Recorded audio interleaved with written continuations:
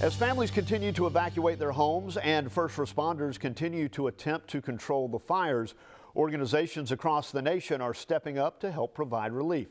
Emily Deanne shares two South Carolina organizations who are calling on our community to help provide relief for those impacted in California. More than 200 American Red Cross workers are helping Southern California residents fleeing from the massive and fast-moving wildfires that have destroyed thousands of homes and businesses.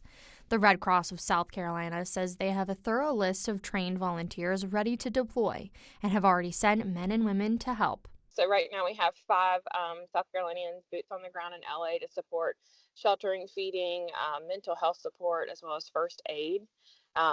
They're the first faces that some people will see as they're evacuating into shelters over this past week and into the next few days. 90% of our workforce is volunteers, and we would not be able to have as far of a reach in our mission and be able to do the things we do without our volunteer base. The Red Cross of South Carolina says financial donations and blood donations are where they need the most support at this time. They say at least 5,000 units of blood have gone uncollected, and at all times they are responsible for 40% of the nation's blood supply.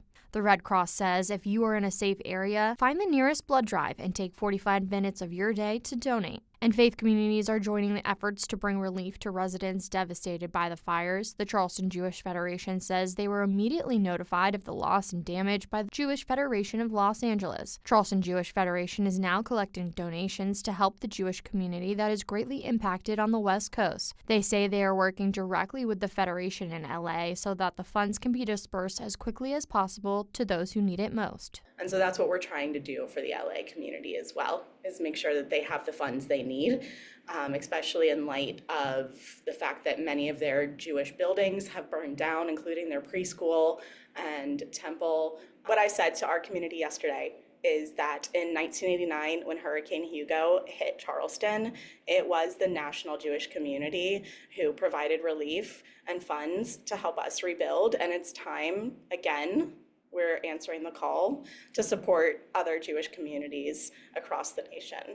Charleston Jewish Federation says the fires destroyed a synagogue that's over 100 years old in Pasadena. The Wildfire Crisis Relief Fund is accepting donations. You can give directly online, or you can drop off a check at Charleston Jewish Federation. Just put wildfire relief in the memo. Working for you, Emily Deanne, News 4.